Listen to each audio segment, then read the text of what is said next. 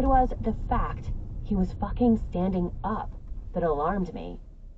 The urge to ask him if it was a smart idea for him to be up was right on the tip of my tongue. But who the hell was I to say shit? I wasn't his babysitter. I was the lonely idiot who was taking care of him. The man standing there in gray sweatpants and a white t-shirt looked a lot more awake than he had a few hours ago. Now that he was standing, his hair seemed longer than I'd thought. It was shorter than mine, but not by more than a few inches. And he was rude. He was so damn rude, no matter how handsome he might be, as he typed away on my phone's screen. Would poison give him the shits? I wondered for a second. I tugged the shower curtain closer to my neck, even though he wasn't even looking at me. Dinner will be ready in about half an hour. I figured that's what he was bothering me over. That got him to finally glance up from my phone, a slight wrinkle appearing between his dark eyebrows. Where are we? Now? He was wondering. What town? I narrowed my eyes. No. What country? I swear, my chin was this close to hitting the side of the bathtub. There was only enough room for one sarcastic person in this household, and that was me. But when I tried to move my mouth, when I tried to tell him that the last thing I needed was to take care of a man who didn't know my name, hadn't even asked for it, I just choked on every word that flipped through my head. Rude mother. He was in pain. He was weak. Something was wrong with him. All of which were totally foreign to him. I'd promised myself I was going to help him get better. He deserved it. But oh my God, it was hard. So much harder than I ever could have expected. Holding my breath, I tugged the curtain back into place, shoving my head under the shower spray as I pictured myself flipping that perfect fucking face off. We're in Chama, New Mexico. The defender responded with his unique brand of silence, and I imagined another middle finger aimed right at him. I finished rinsing off, listening intently for him the whole time. Pulling the towel from where I had it over the curtain rod, I dried off and wrapped it around me under my armpits. Moving the curtain aside, I found him standing in the exact same place in the doorway, looking a little pale. Do you need something else? Those purple eyes flicked up from my phone again. Alrighty then. Stepping out of the tub, I pretended like him standing there while I was naked, except for a towel, was no big deal. Like I'd done it before. He'd probably seen thousands of naked bodies. Women more than likely threw themselves at him regularly. The poor innocent fools didn't know any better. I grabbed my comb and the bundle of clothes I'd taken into the bathroom with me, and squeezed by him toward my office, purposely not looking at him, even when I brushed my arm against his on the way out, ignoring that buzz that I'd almost gotten used to getting since being around him so much. Locking the door, I got dressed and wrung out the water in my hair into the towel. I needed to keep my chin up, get this done, then I could move on. I had this. I tugged on socks and left my office, stopping in the empty bathroom to put some oil in my hair. I spotted him out of the corner of my eye on the couch as I headed straight into the kitchen. Someone was feeling a little better, I guess. I pulled out plates from the cabinet as I waited for the timer to go off. I was so caught up in thinking about how much I needed to do that I didn't hear him move into the kitchen. Why do you live here by yourself? Slowly, I glanced over my shoulder. He was shuffling toward the breakfast table, reminding me of how my grandma had tried to get around without her walker. Oh boy. So, somebody wasn't as healed as he tried to make it seem. I knew I hadn't imagined his face being pale in the bathroom. Well, I started to tell him as I turned off the oven and opened the drawer where I kept my oven mitts. How much could I say? The whole truth? Only part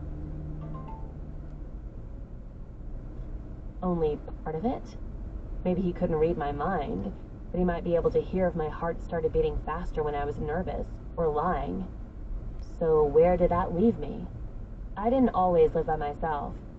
I lived with my grandparents until they passed away. I moved here after that. I knew he was asking because he didn't totally trust me not to backstab him, more than likely. He didn't worry about his food because he could smell if I put something weird in it, could hear me if I spit in it. But he'd been here for about 2 weeks now, and he was finally becoming suspicious about my intentions.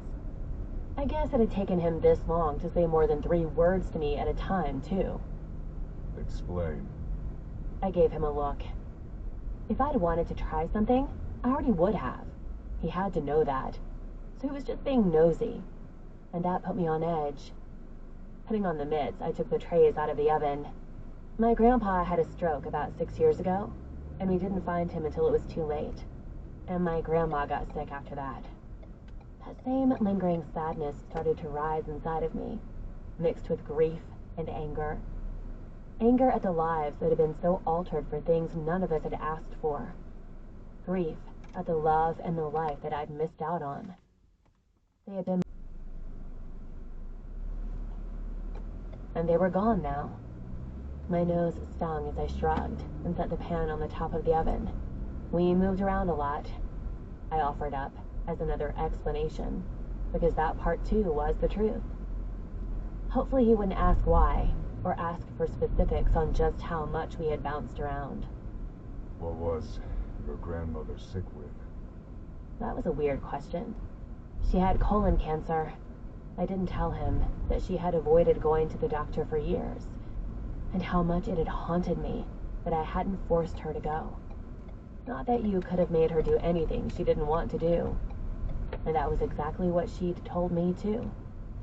Fortunately, my answer must have satisfied him, because he didn't say anything for a minute. It wasn't until I had grabbed tongs to get the veggies that shared the tray with the steaks I had broiled that he chose to say even more words. What are you hiding, then? Chapter 6. His eyes were locked on me as he sat at the table, one hand braced on the top, his other one gripping his thigh. He looked ridiculous. Just absolutely out of place at the little breakfast table that had to be older than he was. I could easily picture him at a giant dining room table with silver candlestick holders and a maid coming up behind him to serve his food. There was something about his energy, about the high tilt of his chin, that seemed so arrogant. But I guess when you were what he was, anybody would be. I'd probably be insufferable. What are you hiding?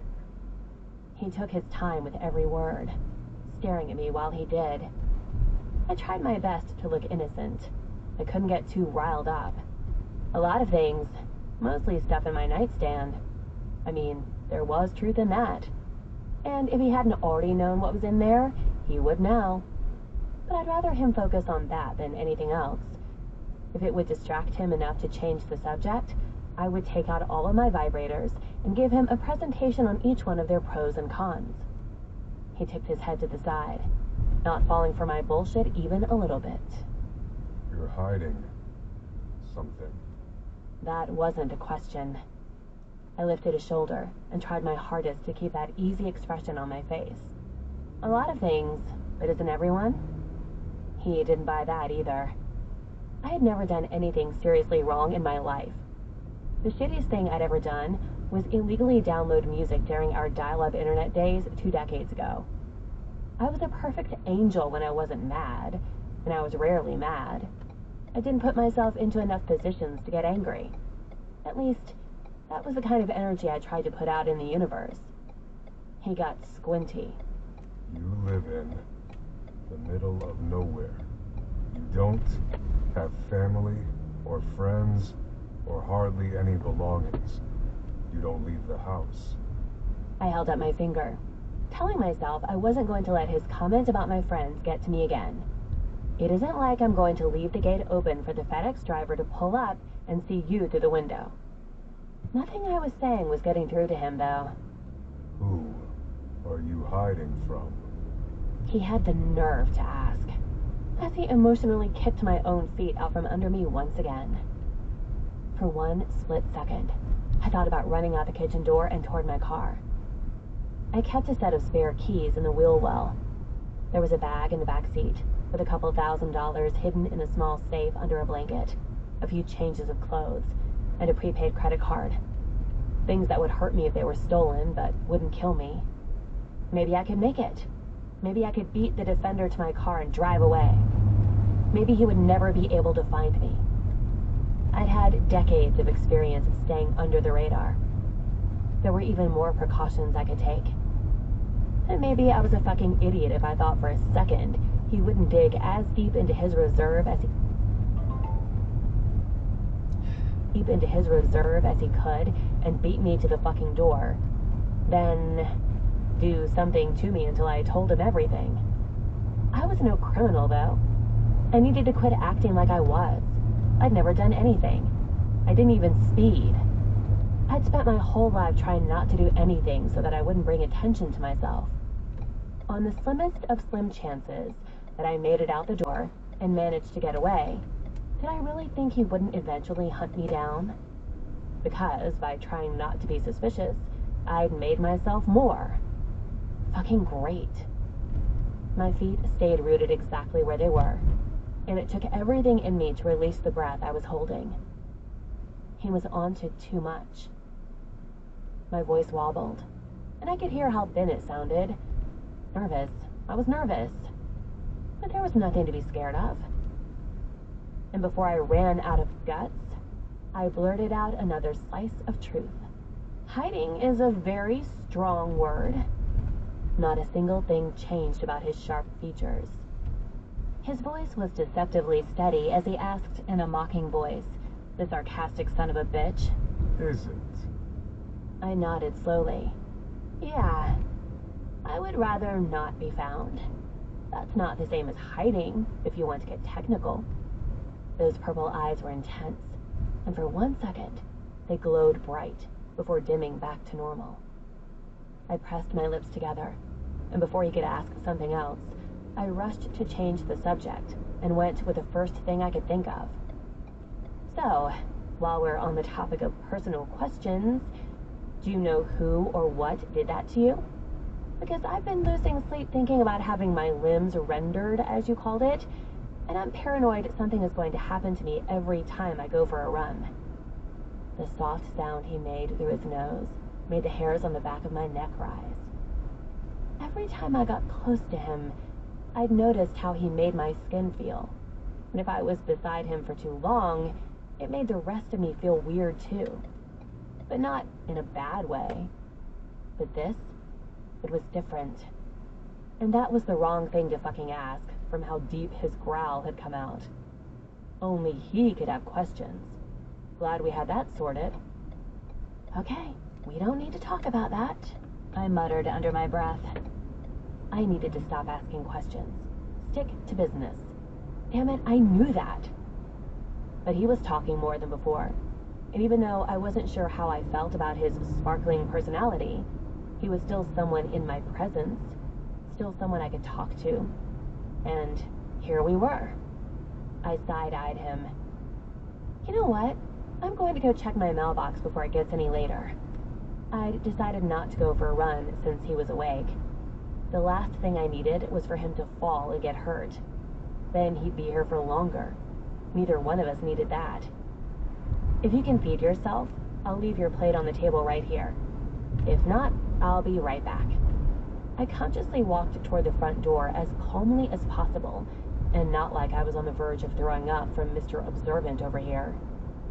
Was I that obvious? Or did he pay that much attention?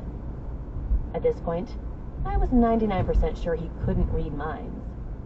On the other hand, maybe he was playing the long game and fooling me into thinking he couldn't. I side-eyed him again. He didn't say shit, but I could feel his gaze follow me out of the kitchen and through the living room. It wasn't until I was through the door, down the stairs, and halfway across the driveway that I happened to glance back toward the house. The defender was on the top step. His head was tossed slightly back, and a beam of moonlight brushed his perfect face. He almost looked like an angel. An angel of death with that personality. But an angel. One who needed to get better so he could leave sooner than later, because I really did have to go. but I was going to miss this place. These 5 acres of land had kept me busy enough so that I didn't have a lot of time to sit around, and that would have made me go crazy. There were thistles I had to dig out, a garden I'd taught myself how to care for, and countless little things that always needed to be worked on. I'd been at peace here. After losing my grandparents, I'd finished our rental agreement in Texas before I'd moved here. My grandma and I had picked it in advance. There had been a movie filmed close by, and that was how I had learned about it in the first place. It had fit all the criteria for every other location we'd ever stayed, so why not?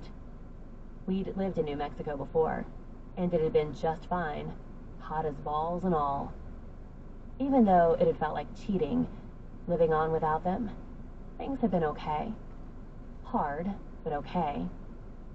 The world had become bigger and smaller at the same time without their presence. I hadn't known what to do with myself, not having them to care for after so many years. It had been the first time in my whole life I could almost do what I wanted. For so long, I had tried to be the person they wanted and needed me to be. I had followed most of their tight rules, rarely rebelling because I couldn't bear to talk back to them and hurt their feelings. I'd almost always done what I was told to, because it was for the greater good. And as much as I would have traded all of it to have them back, I had chugged along. Loneliness was a hemorrhoid you couldn't see, but could always feel was there. Now, I was overwhelmed with the future, for the uncertainty. But I was still here, and I had enough work to pay my bills, and maybe, just maybe, my situation would change. I had to hold on to that hope. I'd seen the news, even though I'd changed the channel as fast as possible. I was going to do my best, and that meant I had to keep helping the fool who was clutching the post for dear life as he struggled to stand, also he could soak up some moonlight. He looked almost happy. Tenderness, and what I was pretty sure was a protective instinct, tickled me right between the shoulder blades. There was only so much I could do for my own situation, and there was only so much I even understood about his. But what I could do, I would, even if he was a bit of a shit. But there had to be a good heart in there somewhere for him to do what he did for this world. Some people criticized the Trinity for not doing more, for not jumping into every situation that went haywire, for not saving every single person in every unfortunate incident. I understood, though. There was only so much they could do, so many places they could be. I'd read someone's hypothesis on what they believed regarding their involvement. The Trinity didn't get involved in political affairs unless mass, innocent casualties were at stake.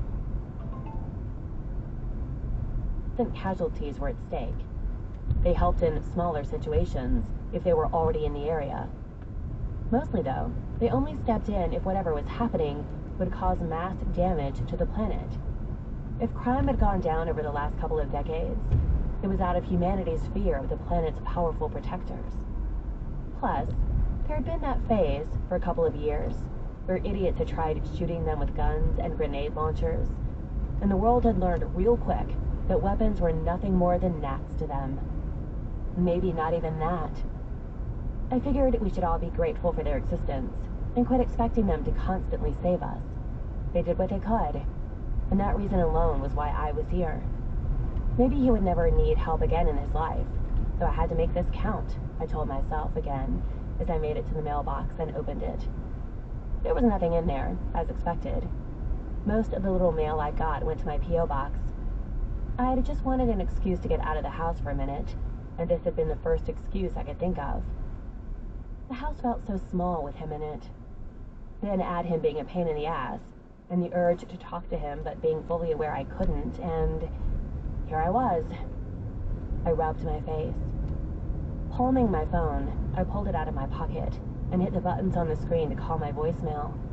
A few more touches started replaying my saved messages. "Call me. I love you. Bye," was the first simple message left by my grandpa in Spanish. The second one was a butt dial, where I could hear them talking in the background, but couldn't actually tell what they were saying. "Graciela," my grandmother's serious voice started to say in Spanish during the third message, using her nickname for me. Can you stop on the way home and bring some plantains and tortillas? They were nothing special, but they were the last voicemails either of them had left me. I would never delete them. I listened to them one more time, careful not to delete them, before slipping my cell back into my pocket. Then I rubbed my face again. I'd never had close friends because I'd been told it was a bad idea, that it put me at risk. My students didn't even know my real last name, and I'd known some of them for years. And what did I have? I didn't even have the cat I'd always wanted to get after Ryu passed away. I didn't have a dog. I didn't have shit. Should I have ignored every strict rule they had raised me with? That same thought that occasionally popped in my head came back. What was the point of everything if I couldn't even enjoy my life the way I really wanted to? Surviving wasn't the same thing as living, was it? Maybe things weren't as dire as I'd always thought, as I'd been told. And maybe I was just desperate and lonely, and a little scared about what these damn stomach aches meant, and considering making stupid decisions because of it. I started to make my way back toward my single wide. The moon was just a sliver, managing to slice across the defender's face. His eyes were still closed. He almost looked at peace. Then again, so did Venus flytraps at a distance. Walking slowly, I watched him the whole time. Because he was doing the same to me, I realized. His eyes were narrowed, not closed. Watching. Always fucking watching. And judging. And more than likely thinking of what I was doing that was suspicious. I couldn't say I blamed him either. We're all products of our circumstances. I knew that better than anyone. Being nice, kissing ass, was so much fucking work. When I was close enough, I held out my hand. I'll help you back in. This motherfucker didn't even think about it. Fuck no. He slowly turned on his own, going back inside in his pained, limping shuffle, just leaving me there. I blinked. Then I looked at my hand and gave myself a high five with the other one before climbing up the steps and going inside too. I'd walked right into that. Dealing with this man was going to be my good deed of the year. Maybe the century. It would be a thankless job, but somebody had to do it, and that person was me. Because of all the millions of yards he could have landed in, it had been mine. What were the fucking chances? Chapter 7. I was sitting on the edge of the couch, tugging my socks back on. I had kicked them off in the middle of the night, when I heard sounds from down the hall. Yawning, I got up and made my way toward my room, wondering what was going on. When I'd fallen asleep last night, he had still been up, watching the final season of Stranger Things on my tablet. Had he not been able to sleep? I peeked into the room and blinked. He was awake. What shocked me the most was the fact he was wearing a hoodie that I knew without a doubt I'd left in the dryer last night. And beside him on the bed was an empty bag of Cheetos and a box of cookies I was carefully portioning out, and a bottle of my favorite beer was on the nightstand. But Cheetos? Really? And he liked peach beer? After we'd gone back inside, he'd headed straight to the bedroom, making me think he'd overextended himself. Big surprise. I brought dinner over and fed him and gulped down my own portion afterward. Then I'd cleaned the kitchen, finished my last 2 lessons, and when it looked like he wasn't going to sleep anytime soon, I took the couch like usual and passed out there. I didn't sleep that great, tossing and turning and having one crappy dream after another that I couldn't recall anymore. So when I'd woken up with a funny stomach, I didn't let myself think too much about it. Yesterday had been pretty weird after all, and I'd decided that today was going to be the day I finally picked a place to move. I yawned, pushing that nagging worry in the pit of my stomach aside, before fully stepping into the doorway. Good morning. Those purple eyes flicked over to me for a moment, before going back to my tablet, which he'd plugged in at some point. Good morning to me, too. I squeezed my eyes closed so that I wouldn't roll them and tried again. What time did you wake up? I was too tired to remember it was a waste of time asking him anything. He didn't even bother glancing my way as he answered. I haven't slept. I eyed him. He'd stayed up all night? I glanced at the screen, and it took me a second to recognize that I'd watched the movie he had on. Except I'd watched it with subtitles, and there wasn't any captioning now. Do you speak Japanese? I speak several languages. He replied, shocking me with just that. I'm ready for breakfast. He spoke several languages. Excuse me. I spoke 3 fluently, another really well. Well enough to teach students who spoke it. It just didn't come to me as naturally yet. And 2 others were a work in progress. Some people took dance classes. I had taken language classes. Whatever was offered, wherever we were, I'd taken with my grandpa. For fun. At one point, my grandpa had done nothing but speak to me in Portuguese for almost a year. Just in case we ever went to Brazil. After college, he had spent a few years there before moving back to Costa Rica, where he'd met my grandma. But I kept my mouth shut on that. Because I was too focused on the fact that he thought I looked like a maid. Could he use the word please every once in a while?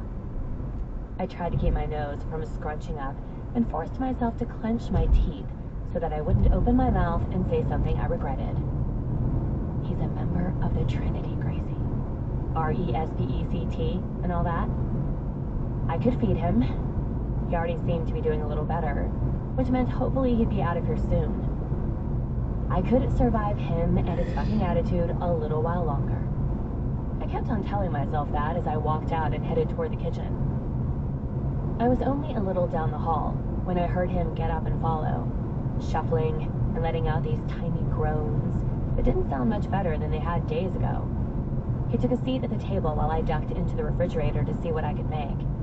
I usually fasted a few more hours, but I could eat now so that I wouldn't have to waste more time later cooking again. I opened the packet of bacon I'd pulled out of the fridge, put it on the skillet, and turned it on low. Are you done sleeping for days at a time?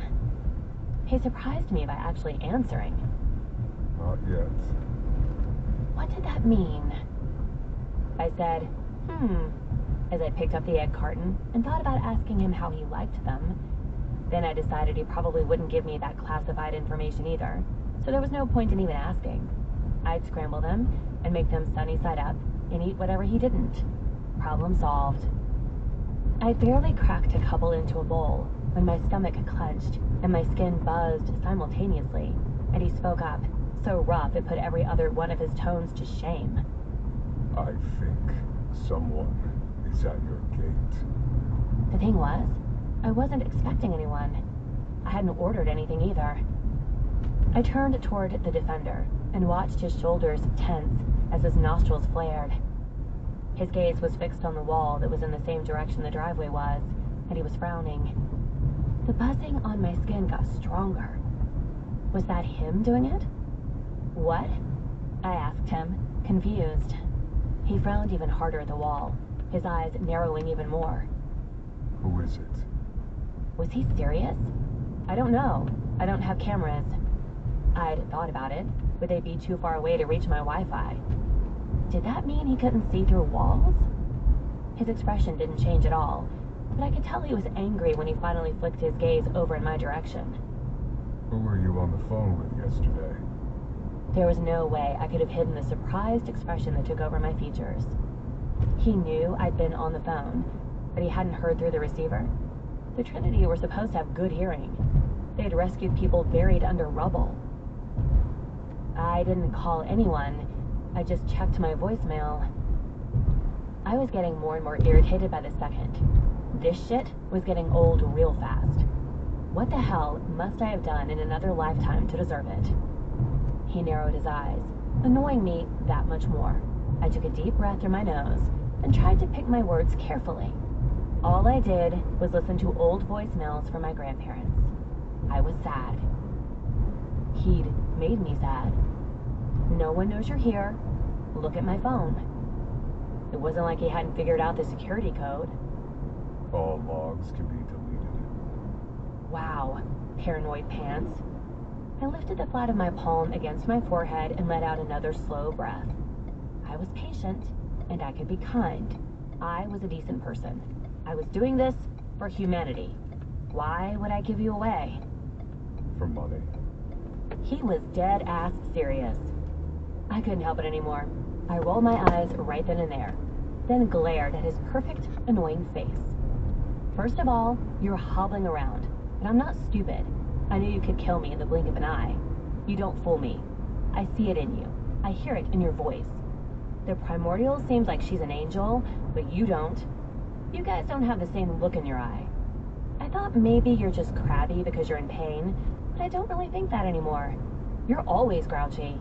Or for some reason, it's just me you can't stand. I can't tell. I'd said it. I'd fucking said it. I had stood up for myself to him. Was it too much? Yeah, it was too much. This was why I didn't have friends. At least, part of the reason. But I couldn't take it anymore. I couldn't keep my damn mouth shut and let him just keep being a butthole. The Defender's eyebrows flicked up just a little. Such a small amount that I doubted he even realized he did it. But I'd been staring at his sleeping face for days, and I could see the subtle change. Look, I'm trying real hard to be nice here. It was a small one, but his snicker made me blink. Made me want to do a lot more than that, mostly including my hands and his neck, but I was going to let it go. Hear me out, all right? I'm not going to risk my life for money. What good would any amount mean if it ends with you? I dragged my thumb across my throat. Doing that to me, huh? Anyway, you could probably hear me if I lied. I'm not a trained CIA agent. I can't control my pulse. You make me nervous. But it's because I know what I have living in my house. I don't want you to be found by certain people, and that has nothing to do with you. I didn't give you away or invite anyone over. I don't know who is here, but I'll go out there and find out. Stay here and eavesdrop. You have my permission to use my body as a human shield if I'm gone. I won't care. It wasn't as amusing as I thought it was, based on his expression. But just as I was about to turn, I hesitated. We'd made it this far, and my stomach wasn't right. And it more than likely meant nothing but, look, I started to say, knowing I was about to sound insane. But on the other hand, his entire existence was even more nuts. I've got a little bit of ESP, and I woke up today with a stomachache. And the last times I woke up feeling like this, my grandma passed away, and you showed up. Maybe it doesn't mean anything. I might just be gassy. The Defender blinked. I could have probably left the gassy part out. I shrugged to myself and scratched at the back of my neck. Anyway, just leave if anything happens, okay? If I scream or something, go out the back door. I've got a spare key for my car in the wheel well. The title is in a small safe in the back seat. He said nothing as he kept staring at me. Glad we got that sorted. I gave him a long, irritated look as I turned the burners off and made my way to the living room. I rubbed my face and tried to think. There was nothing about me on social media. I had a website because you weren't legit with customers if you didn't have one. But it had the name of my LLC on it. I hadn't met anyone new in a long time. The only thing different about my life was my house guest. Could it be someone for him? Then again, if they could hurt him, what was a locked gate? I tried to tell myself that everything was fine. I hadn't done anything to give myself away. Maybe I'd gotten a little lazy with carrying my pepper spray around and keeping the back deadbolt locked. But I hadn't slacked off with any of the other measures I'd always taken. Maybe they were lost. Stomping down the dirt driveway, I slowed down as the gate came into view. He was right. There was a big box truck there. Putting my hand up over my eyes, I squinted and kept walking toward it. Who was it? My P.O. box was in Albuquerque, and that was under my business too. I usually checked it every 2 weeks. I was already past due for a visit. I forgot my wig. Damn it. Through the windshield, I could see two figures sitting there. I was pretty sure they were wearing black, too. Black hats, black long-sleeved shirts, and they both had sunglasses on. Why were they just watching? Why weren't they trying to come out and talk or going into the back to get a package? All my things were delivered under a made-up name. Pulling out my phone, I did a quick search in my email for orders I might have forgotten about. The closer I got to the gate, the more this odd feeling came over my arms and the back of my neck. When was the last time those had prickled? What I was pretty sure was the defender's anger had made my skin react, but in a totally different way. My stomach cramped, hard. Nausea punched a path straight up my throat, so violent I almost stumbled. Shit. Shit, shit, shit. No. The hair on my arms rose, and so did every single other fine hair on my body. I shivered out in the morning sun, and I knew. I turned, and I fucking ran. And it was then, immediately right fucking then, 3 long strides in, that I saw that the defender had followed me out. He was standing at the open doorway, one hand on each side of the railing, his body stooped, his nose in the air. "Run!" I yelled at the top of my lungs. "Go!" I shouted like a fucking banshee. "Don't let them get you!" I screamed, my voice cracking in panic and worry and desperation. Please, please, please let him get away, I thought, as I ran for my fucking life. Because that was exactly what I was doing. Just not in the direction I should have. Because I couldn't let them get him. That was what I'd understood. There was going to be no running away. More of just trying to distract them away from him. Fuck! I'd remember, for as long as I lived, that he stood there on the deck, barely able to stand, just as a sound exploded across the sky. At the same time, something hit me in the back, hard. So damn hard. Ow, ow, ow! Once, twice, 3 times, sending me flying forward. Just like in the movies, when a bomb exploded. I went airborne for what felt like 2 minutes, but was more than likely just a second, before coming to a crash, skidding across the hard ground. My ears rang. My mouth tasted like iron. Like blood? And ow, ow, ow! My ribs, my back. I tried to take a breath, but the pain was unreal. But somehow, even as my vision blurred and my back was on fire and hurt like the worst hell, I lifted my gaze and looked for him. I found him.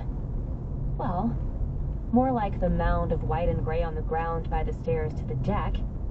Why hadn't he run? How the hell had they taken him down? Had they shot him too? Out of the corner of my eye, I saw feet.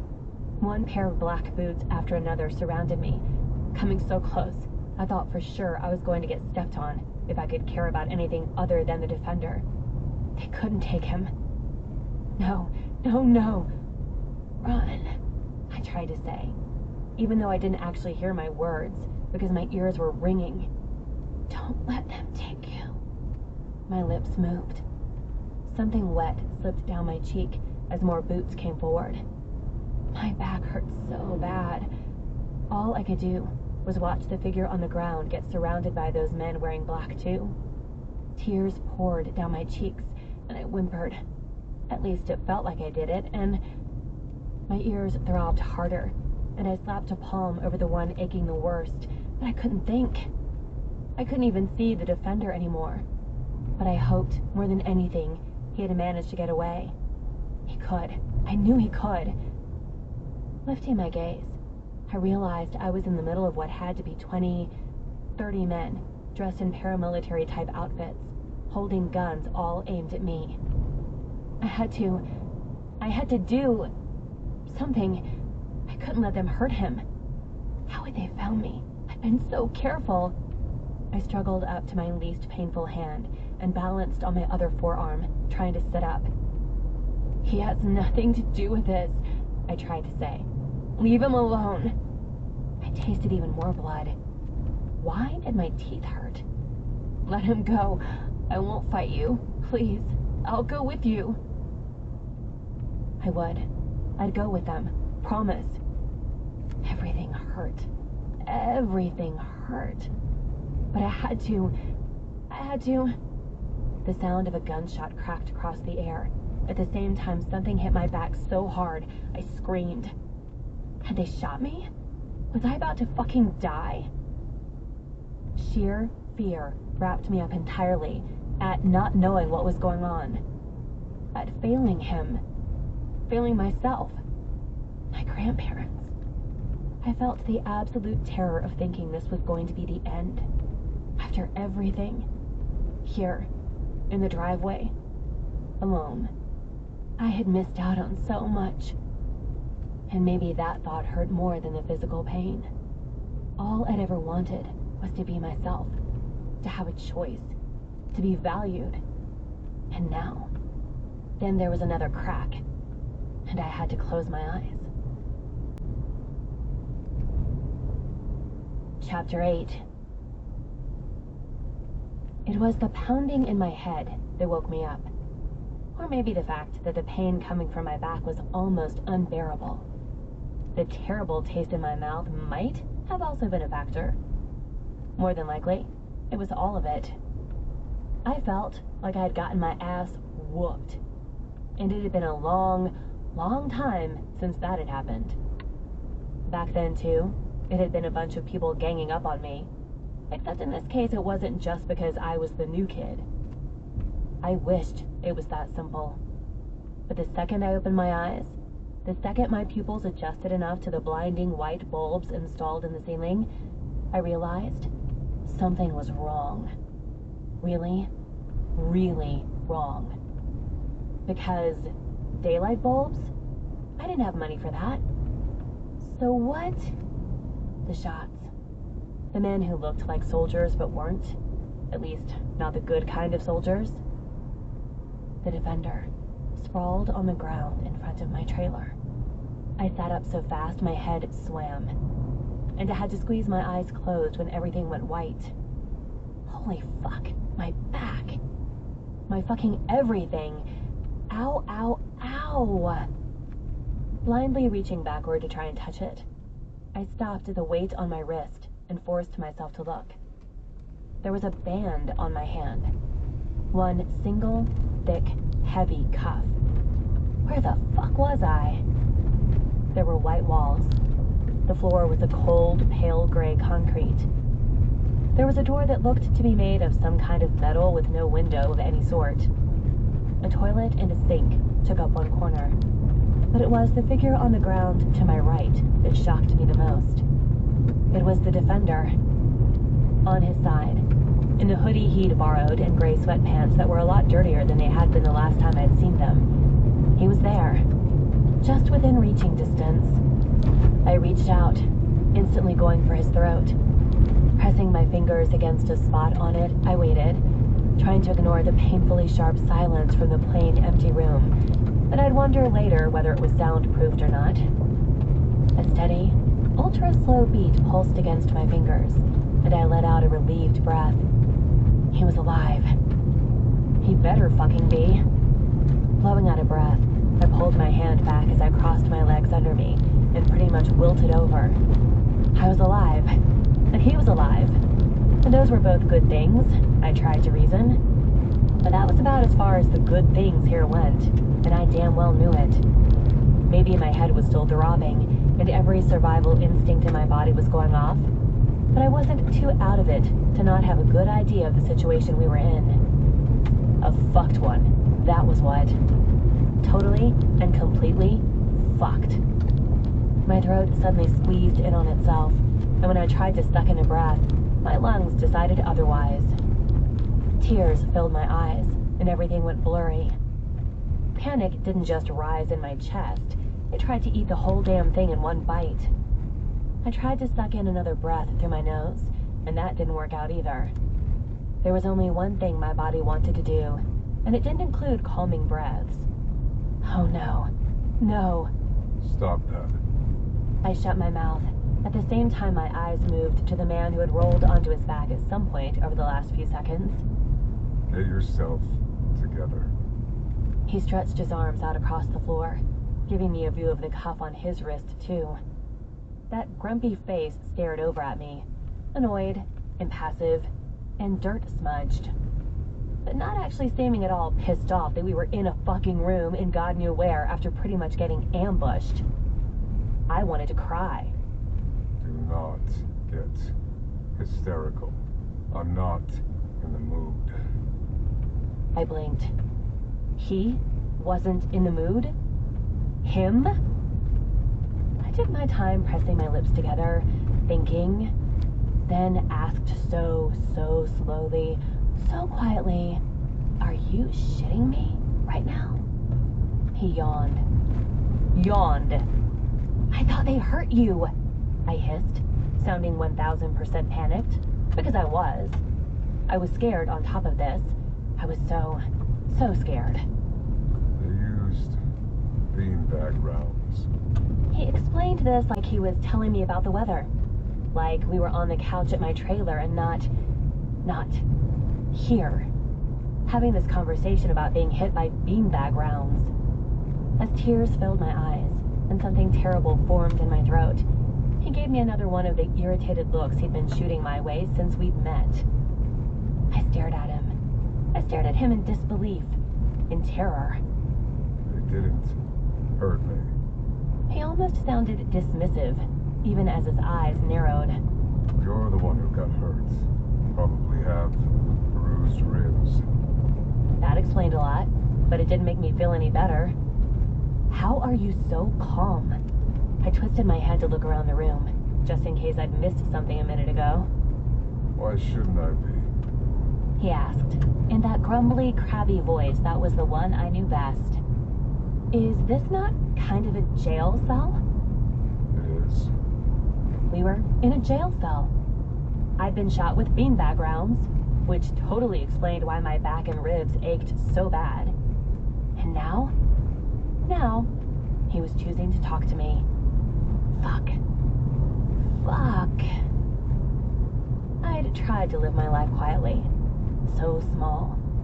Don't draw attention. Don't become too attached to anything. I had kept away from people for not just my own benefit, but for theirs too. I tried to be decent. I believed in karma. But I was still here. Because I had been a stubborn motherfucker trying to do her best. I'd ignored the signs like an idiot. Resentment toward my parents stirred hard in my chest. In my entire soul, if I was going to be honest. I didn't think it was possible to be so damn pissed off, but it was. My eyes started to sting, and it took me a couple tries before I got my mouth to actually croak. And you're okay with that? Because I wasn't. This was my nightmare. It's not convenient. Convenience was a really loose word to describe this. I slowly and very painfully rolled down, holding back whimpering until I was spread out on the floor too. I knit my hands together, ignoring the way they were shaking despite the weight of the cuff, and set them over my chest. I tried to take another breath and stopped when it felt like getting stabbed. I had to think. We'd been kidnapped for all intents and purposes. It hadn't been a dream, but I wasn't being pessimistic. This was reality. I was also fucking freezing in here. Squeezing my eyes closed, I tried to tell myself that this wasn't the end of the world. I was still alive, so I was winning on that end. For a minute there, I thought it was all over. But it wasn't. Once I'd managed to calm myself down as much as I was pretty sure I was capable of considering the situation, I asked in my most polite voice, which honestly sounded like I was deranged and not very polite at all, because I was on the verge of panicking. Are you not losing your shit because you know something I don't? I know a lot of things you don't. Was how he decided to reply. The ball of sunshine. I gritted my teeth and tried to strangle my patience closer to my heart. I tried my best to calm down and put things into perspective. One step at a time. 1 minute at a time. I knew better than to freak out. You made mistakes when you acted impulsively, and I was in no position to make more. First things first. Do you know where we are? No. Okay. Fortunately, he was responding. Do you know if there are cameras in here? Microphones? He had to be able to hear them or sense them or something. I was pretty sure, considering he was the one who had known that they had been at the gate. There was a beat of silence. No. He lifted the cuff on his wrist, like that explained everything. It didn't, and I wasn't sure I trusted that there wasn't something in here that could communicate back to them somehow. We had to be careful with what we said. Another choke rose up in my throat, but I fought it down. You said you don't know where we are, but do you have any idea where we could be? I dropped my head to the side to focus on him. He still looked almost serene, but some tiny muscle in his cheek moved, and I could tell he thought about how to answer that.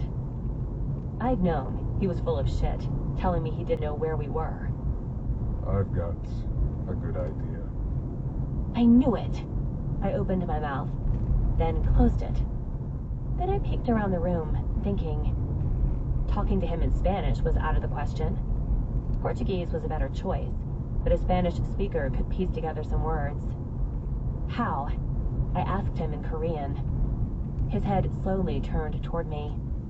Do you understand me? I don't want them to know what we are talking about, I said, sticking to the language I'd learned from the family that had babysat me until we'd moved away for the first time. I was pretty sure that's how I'd picked it up so easily. My little brain had been a sponge back then. After we'd moved away, I'd had a Korean-American teacher at one school who had worked with me a couple times a week. The rest I'd picked up by streaming every K-drama I could find, and listening and reading subtitles over and over again, repeating everything to get the pronunciation right. The defender's gaze narrowed, and then he replied in Korean. I wasn't sleeping when they brought us here. I rolled onto my side to get a better look at him. He was still on his back, his arms beside his body. His chest rose slowly before falling at the same pace. Breathe. Calm down. I didn't need to panic. Easier said than done, though. You let them take you? I had told him to leave. I knew I had. I'd fucking screamed it at the top of my lungs. His purple eyes flashed for a brief moment, before the bright color faded, just as quickly as I'd seen it. I'd surprised him. And he'd surprised me by talking to me in flawless Korean right back. I did not let them take me. I would not have been in a position to be taken if I'd been healing the way I should have. The only reason you're here is because you kept this a secret. Was he serious? I switched back to English. I told you to run. I snapped back at him in a hiss that surprised me. Calm down. But really, how could he turn this around on me? I had to calm down. Everything wasn't fine, but it wasn't crazy dire either. Unless there were vents I couldn't see that were eventually going to spew poisonous gases. I thought something was off. I told you to go. Before I went outside, I warned you. The stare he pinned me with was incredulous. I knew in my heart this wasn't his fault. None of this was. I could own up to it. I could be the reasonable one between the two of us. So I was, even though it almost physically hurt me. I'm sorry, okay? I'm sorry. I didn't know they were coming, and what was I supposed to do? Tell him everything? What a fucking mess. I wasn't supposed to tell anyone anything ever. I wasn't supposed to even be here. I wanted to cry, and I could hear that urge in my voice. I told them to leave you alone. That earned me an ice-cold glare and another dose of grouchy, as he switched back to English too. The only person you can blame is yourself for being here. Could I suffocate him? With my shirt? Would that work? I was going to die here. I was going to spend the rest of my short fucking life in this room with this being, who had it out for me for reasons I couldn't understand. I was going to starve to death. That was how my life was going to end if I was lucky, and my organs weren't removed from my body to be sold on the black market, while I was still alive to keep them as fresh as possible. They'd harvest them for sure. They were good organs. I took my vitamins. I ate. Maybe not great, but I ate food. I ran. Tears sprang up in my eyes, and my heart started going even faster. And when I tried to breathe, it was hard as hell to, because I was panting despite how much it made my back ache. I was going to die in this place. It didn't matter that I didn't have their money, that I'd never done shit. They wouldn't believe me. Everything had been for nothing. I was going to be vulture food. Virgin fucking vulture food. Why hadn't I had sex when I had the chance? Are you crying? Oh, my tears were there. They were fucking there. My heart was going to explode if it didn't just crack down the middle. I wasn't a stranger to being sad, but I didn't think I'd ever been this sad. And that said a lot, because I'd cried every day for a year straight when my grandpa had passed away. I was so stupid. So fucking stupid. I'm sorry, I whispered, because I couldn't stop myself. I had no control over anything. Why had I ever convinced myself that I did? But I'm going to beat myself up more than you ever could. I don't need you to be a butthole right now. I was numb, heartbroken. My world was ending. All my hope was dying. I couldn't believe it. It was over. It was all over, just like that. This was how my life ended. Out of the corner of my eye, I saw that long body struggle to rise up onto an elbow. What did you say? The defender's voice might have given me a nightmare, if this whole situation wasn't already one. A few more tears streamed down my cheeks. Defeat beat at my chest, at my soul, my spirit, my brain. My 30th birthday was in less than 3 months. I had so many hopes, so many dreams. None of them were big. I didn't want to be rich or famous.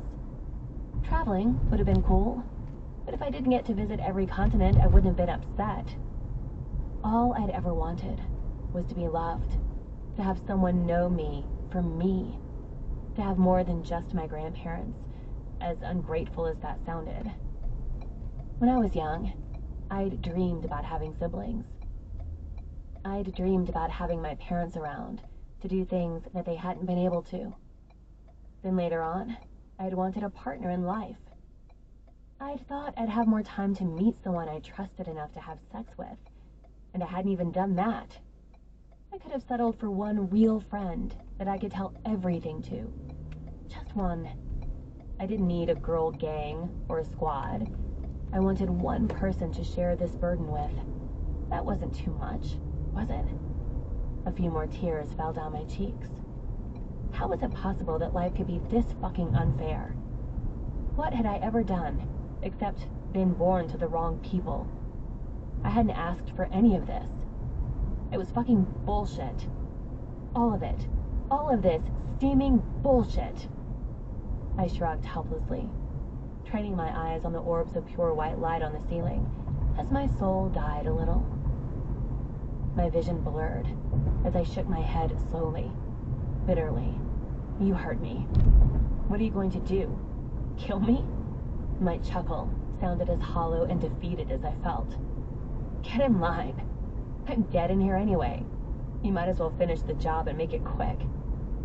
It would be better that way. It'd be less painful, I'd bet. Dying at the defender's hand. Stop talking. He growled so fiercely, I probably would have started shaking days ago. But right then, I didn't care. Not a little bit. Not any bit. So, this was what defeat felt like, huh? I was fucked. With a capital F. More tears fell, and I chuckled, and it hurt. Life was over. It was fucking over. I couldn't believe it. I wilted even more onto the floor, ready for it to suck me in and make me one with the earth. For the record, I never wanted to drag you into this. It's why I kept asking you if you wanted to go somewhere else. I begged them to leave you alone. Not that it had done shit. I was here, after all. There were so many things I still wanted to do. Things I felt like I'd been robbed of. Things that felt even more precious now that I understood the situation we were in. I groaned and wiped my damp eyes with the meaty part of my palm as I shook my head in disbelief. I'm sorry, Grandma and Grandpa. I'm so sorry. I shrugged at him, feeling more defeated than I had when I'd tried to play Zelda with a broken thumb. Hope had lost its wings. It needed some crutches now. A picture of my grandma's face formed in my head right then, though. I couldn't let everything be in vain. There was no reason to think I was going to be dying anytime soon. Maybe they would drag this out and torture me for a long period of time. I had 10 toes, 10 fingers, other body parts. You could still live a rich and fulfilling life without a tongue. I'd always planned on learning ASL. I squeezed my hands into fists. But I really liked my tongue and fingers. Maybe I wasn't going to be keeping my shit together. My chest bounced up and down as even more tears filled my eyes and nasal cavity. It was pure pride that kept me from melting straight into a panic attack.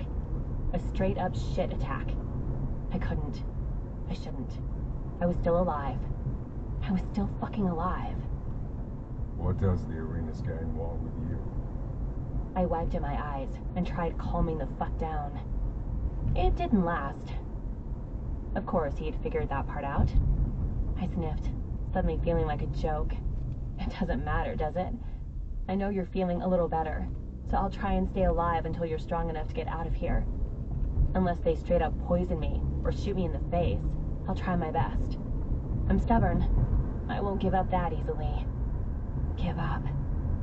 Oh, I wanted to cry at the unfairness of all this shit. What had I ever done to deserve this? There was a beat of silence, as he probably realized how close I was to having a meltdown. I wouldn't have been surprised if he'd been able to smell it. But I was shocked by what he said next. I wouldn't be asking if it didn't matter. It doesn't matter. Trust me. I sighed, realizing how stupid that sounded. Never mind. I forget you don't, but you can believe me. There's nothing that can affect you. Not anymore. I don't think they know who you are, so as long as you don't do anything to give yourself away, you'll be fine. I guess that was the only bright side. But I thought about it, and lifted my head again to meet his gaze. I thought about it, and said in Portuguese, assuming he understood it since he was Mr. I know several languages. Don't let them see your eyes. Please don't. Do anything. I want you to make it out of here. All I had wanted was to try and help him, and it was part of the reason why I hadn't left my house, despite all the warnings I'd ignored. I was such a stubborn fucking idiot. I was going to be tortured, one way or the other. I wanted to laugh, so I wouldn't cry. From his facial expression, he'd understood what I said, but he still replied in English. Why are you making those noises? His tone was exasperated, still talking to me for some magical reason. Dropping back down to the floor, I rubbed my hands over my face and laughed weakly. This whole situation is just... wow. Literally, wow. I must have done something really fucked up in another lifetime for things to end up like this. Oh boy. I wonder if it was in the same lifetime that I did something to you. I sighed. All I ever wanted was just to have a choice. I mumbled to myself. It wasn't like it mattered. Not anymore. Why hadn't he tried to run? Or broken their backs? I was pretty sure if he'd really put his mind to it, he could have gotten away. Or at least gotten some distance from the house so they couldn't find him. But I guess I understood what he wasn't saying. He still wasn't healing enough. We were screwed. At least, it sure seemed that way. But I had to stop feeling sorry for myself, and I had to think. I wasn't the smartest person in the world, but I had good problem-solving skills. I'd always managed to figure everything out. We were short on money? I had this. I got my first job at 15, despite my grandparents' protests. The car wouldn't start? Let me Google it. I was lonely and bored? I was going to pack my days in so that I wouldn't have a chance to think about it. Maybe we couldn't get out of here when he was in this condition, but on the other hand, there was the tiniest chance we could. I had to try to get through this. If I couldn't, if I didn't, that would be one thing. At least I'd tried. At least I could look my grandpa and grandma in the eye when I saw them again. That was what they'd want. I had to do this. For them. First things first, I had to get my shit together. We were in here, sure, but even if he wasn't running at 100% capacity, he was still more incredible than any other being on the planet. Or he would be, with some more time.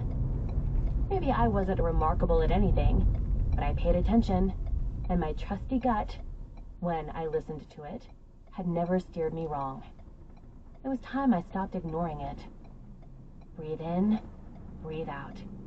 Ignore the fact it felt like fire, and it made me want to throw up, because it was so painful.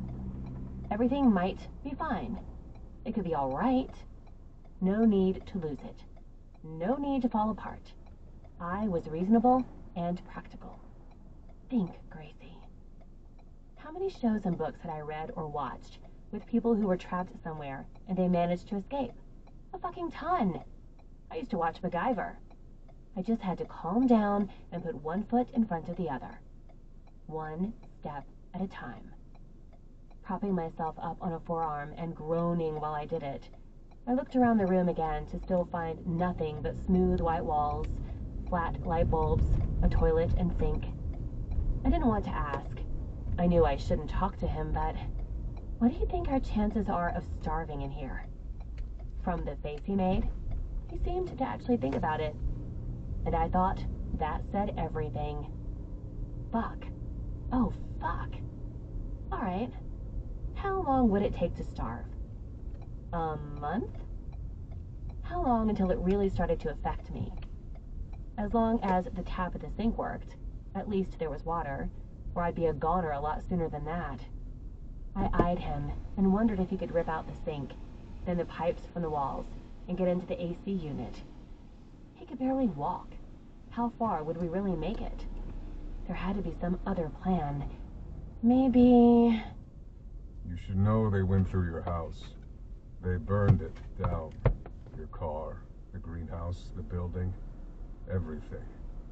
My whole body went numb. What? I thought I hadn't heard him correctly. I hadn't heard him right. No, I couldn't have. If you ask me, it was overkill. No. No. They'd burned the trailer down. All my things.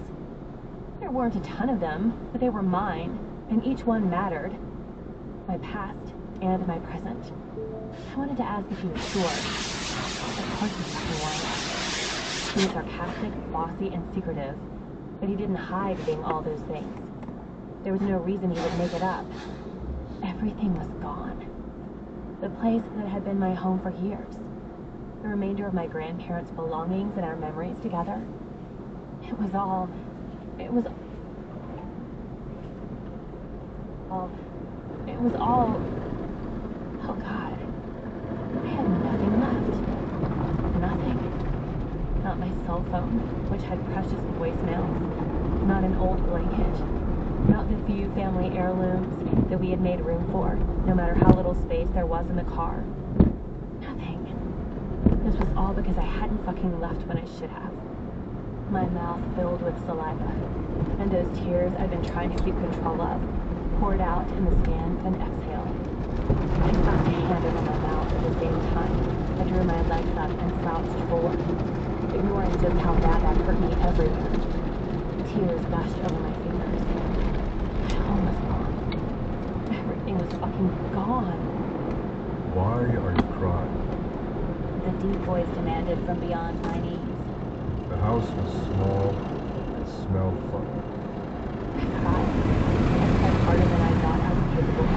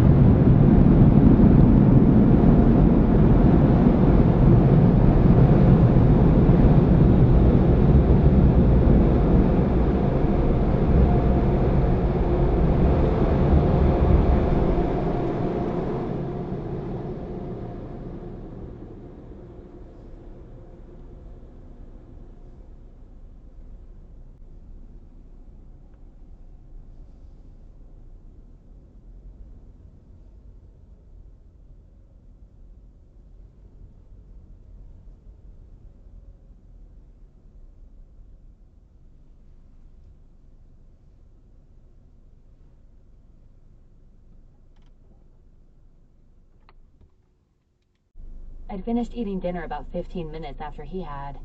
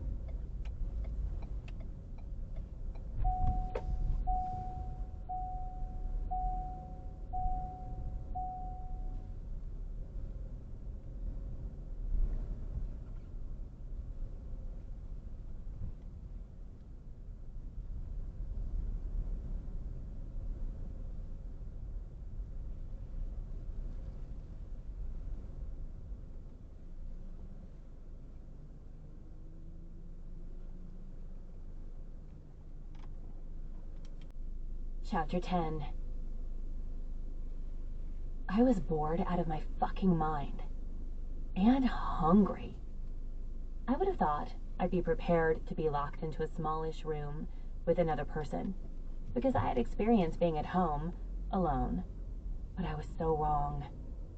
At home, I could still go outside. I had the internet, television, work, chores, projects, arts and crafts, books. I had something to do, even if I was bored there too. But this was a different kind of boredom. This one felt straight from hell. But in those hours of staring blankly at the walls and wishing I could sleep more to make the time go by faster, I thought about stuff. Some of those thoughts revolved around how I was jealous the super being across the room managed to sleep so much, or at least pretended to. Most of my thoughts were mean, ugly ones that had me questioning what kind of parents would put their children at risk like mine had. It wouldn't be the first time I'd pondered that. A few centered around the choices my grandparents had made too. When I got tired of that, I stared at the Defender a lot, because it wasn't like there was much else to do. There weren't tiles on the walls to count. Or ants. There wasn't anything to focus on. And it was so cold. I spent a lot of time focusing on my hands, counting the fine lines on each of my fingers, wondering if that freckle had always been there, trying to bite off the small callus I had on my palm from the garden spade. I'd hummed quietly under my breath. I had made up a lot of scenarios in my head about how we could get out of here. I thought about what I would have to do if we ever did get out of here. I cried a couple times too. For the most part, they were tiny tears that had me holding my breath to keep from making a sound. Tears for the home I no longer had, for the things I'd lost, and especially for the possibility that this place would be the end of me. And a few times, I cried like a fucking drama queen, these big, hiccuping gasps into my palms. Then, I got pissed off over being upset, and started thinking about other ways to hopefully one day bring down the fucking cartel. That was the only way I was ever going to have a normal life. If they were gone. I'd been content just getting by, trying to do everything possible to not catch their attention. For so long, they were the boogeyman living under so many of the beds I'd slept in, the monster in every closet my clothes had been in. Was I totally unprepared to bring down a multi-million-dollar operation that had withstood other cartels and whole government interventions? Absolutely. But it wasn't fair. I hadn't done anything to them. I'd never done anything to anyone. And they now knew, without a doubt, that I was alive. It was then that I thought about the one idea I'd brought up to my grandma right after my grandpa had passed away. The idea she had shot down immediately because it required too much trust in people who could be paid off, and in people we had no reason to believe wouldn't backstab us to make a point. The idea, that was way too risky. So I stopped thinking about it. I didn't know what the cartel's game was drawing this shit out, but I had to stay on my toes. It wasn't like they'd brought me here for shits and giggles. For whatever reason, they weren't jumping straight into pulling out my fingernails, but I wasn't going to hold out hope that it wouldn't eventually happen. The anticipation was the fucking worst. I drew invisible patterns and designs on the floor. I cracked my knuckles and spent a lot of time doing breathing exercises. Just doing those hurt. My ribs were so achy. But if there was a chance I might need to run in the near future, I had to keep my lungs in shape. And like I said, I spent a lot of time looking at the man seemingly sleeping like a baby and wondering what in the hell was going on with him, and if he was going to get better anytime soon. Sometimes I went and sat closer to him. I made sure he was still breathing, and maybe once or twice I sat by his head and pictured myself choking him out for showing up and putting me into this situation, even though I knew I should have moved away months ago. And that was when he woke up, with me sitting by his head, in the middle of glaring at him. What are you doing?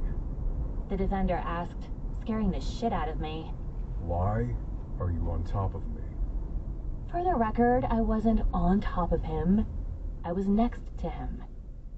And I'd thought about it, sure, but for heat purposes, it was still freezing. And that was part of the reason why I couldn't sleep that well. I'd tried tucking my arms into my shirt to stay warm, but it didn't help enough. Neither did curling into a ball. Why are you looking at me so much? The most beautiful man I'd ever seen asked, somehow still looking amazing, even though he'd been asleep for days and hadn't showered in who knows how long. He didn't even smell. How unfair was that? I eyed him, taking in the fact he was still speaking to me. I don't look at you that much. The expression on his face said he disagreed. I blinked. I don't. And you've been sleeping, so... He yawned, flashing me those bright white teeth. My eyes are closed, but I'm aware. I scoffed. Yeah, all right. He caught me. You used the bathroom 8 times, hummed the Electro Man theme song about 100 times, hummed other songs completely off-key. I stopped moving. Cried too much. He had the nerve to add. I don't know what it said about me, but I wasn't sure if I would rather him go back to ignoring me again, or if I enjoyed him being a shit-talker. You... He winced. His gaze flicked toward the wall by the door. Be quiet. Pretend you're asleep. The hell was that tone for? What? Why? Shut up and pretend you're asleep. He struggled to roll onto his stomach with a low groan that reminded me he still wasn't doing well. My heart started pounding. Is someone coming? I just about shouted. My stomach did a sudden, funny little thing. But I knew what it meant. Nothing fucking good. I threw myself on top of the defender a second before the door flew open. His body went stiff. My heart was pounding too quickly, and I squeezed my eyes closed and tried my best to pretend to be asleep. Would they not take me if I was unconscious? Did he know something I didn't? Why had it taken him so long to hear them coming? Should I have laid down beside him? I'd just wanted to protect him. Shit. Remember, boss said not to hurt her. A voice spoke up from the direction of the door. If anything, the defender's body went even harder under me. I was literally sprawled on top of him, covering him like a pitiful blanket. I squeezed my eyes closed and tried not to pant from how nauseous I suddenly felt. My poor fucking stomach did a barrel roll, trying to warn me again. Too late, though. Way too late. Why hadn't it acted up before? Footsteps squeaked across the floor. If you know what's good for you, stay right where you are, the same voice said. I was pretty sure they were talking to the defender. I hoped he kept his eyes shut. I hoped he didn't do anything to bring attention to himself, until he could get out of here. Shoot him if he moves. Take her. Oh shit, oh shit, oh. Please don't move. Sleeping superhero beauty. Stay where you are. Hands clamped down on my wrists and ankles. I wanted to move. I really did. I was ready to claw some eyeballs out. Maybe bite a few fingers off. But I wouldn't. And I knew that instantly too. Because maybe if I didn't do anything, they would leave him alone. That was enough to keep me immobile. For him. So that they wouldn't try and hurt him, then figure out who he was. Oh God. Terror like I didn't know gripped my entire body as I was lifted. He'd said to pretend to be asleep.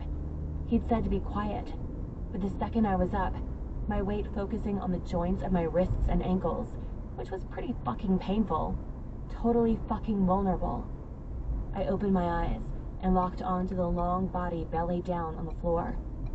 Fear wrapped its brittle, too hot wings around me right then.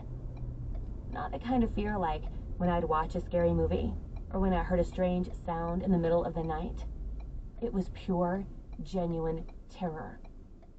Like what I'd felt immediately after my grandma had passed away, and I thought there was a good chance I was going to be alone for the rest of my life. Some people say that the opposite of love is fear. But the truth was, without fear, there can't be love.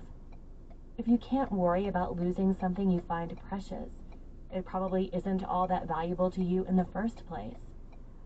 And I had already lost the two people in the world who meant everything to me.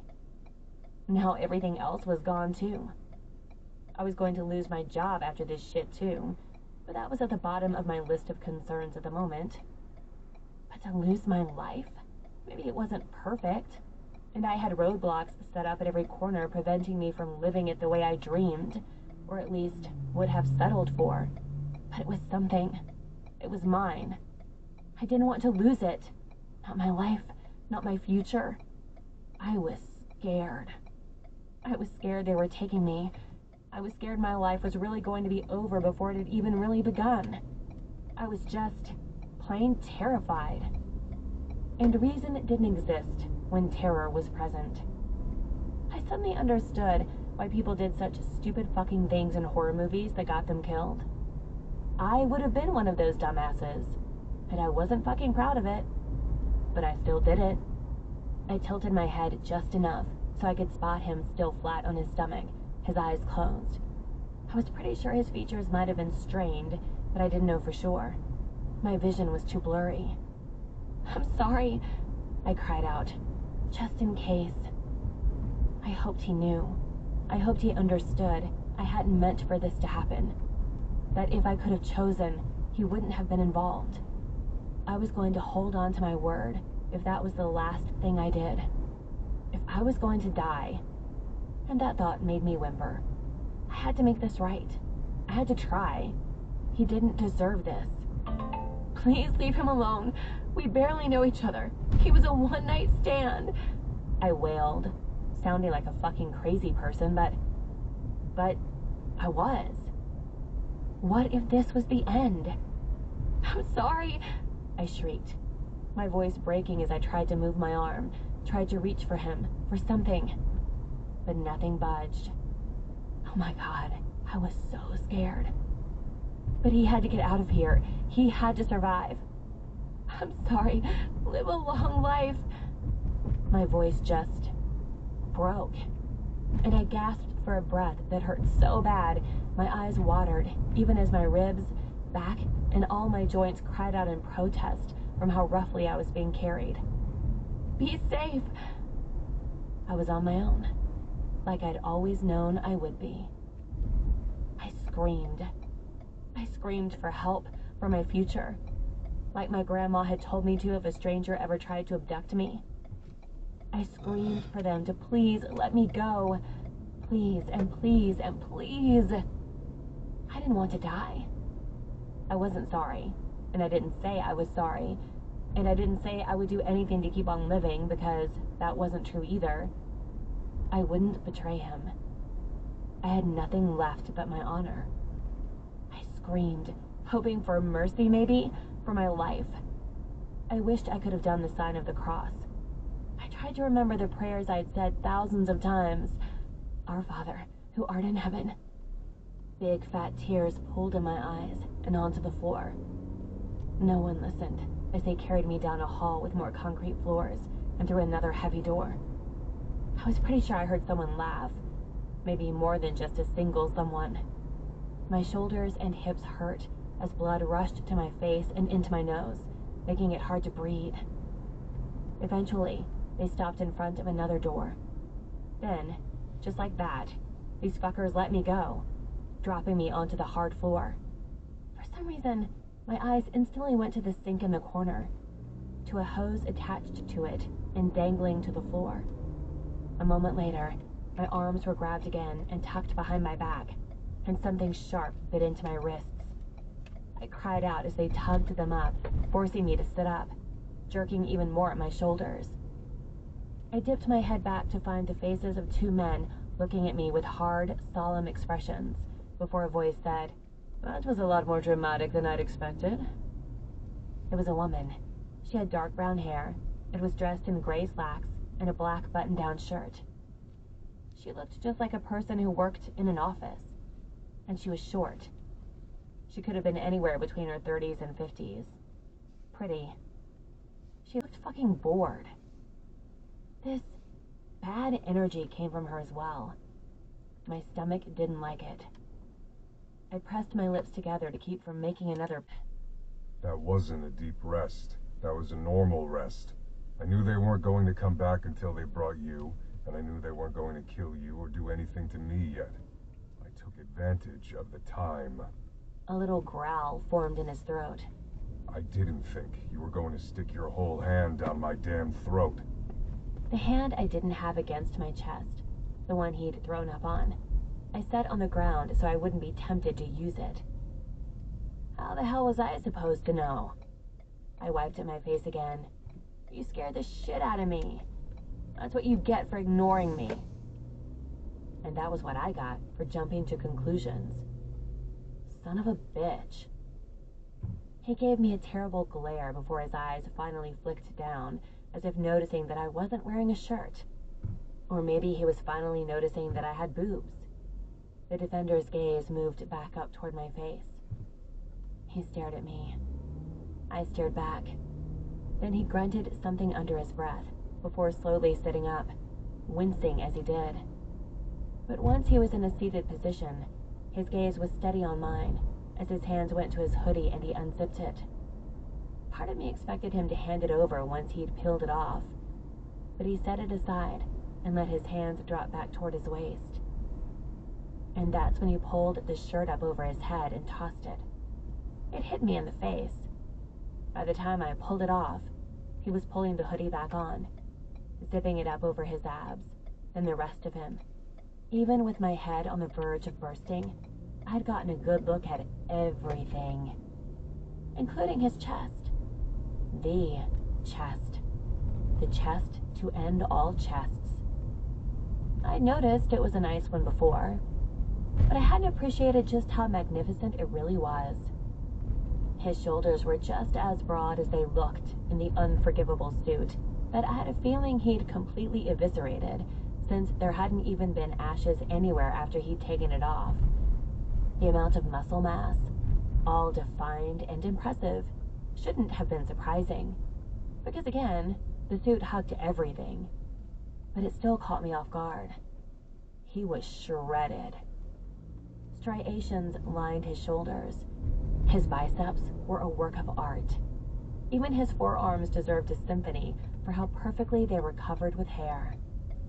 There were also his pectorals and thick, solid abs, which were also covered with a sprinkling of dark hair. He glared at me for about the millionth time. Would you close your mouth? I closed it and glared right back. Nobody told you to strip, Magic Mike. And I didn't say anything when you were looking at my boobs a second ago. You could have just given me the hoodie instead of getting naked. He finished raising the zipper as high as it would go, right between the notches of his collarbones, giving me a long, long look as he did it. It's easier for me to hide my eyes with the hoodie, if I have to. He grumbled in Portuguese. Oh, That made sense. He switched back to English. Are you done crying now? I shrugged. You done fingering my throat? My face burned. You can only blame yourself for that.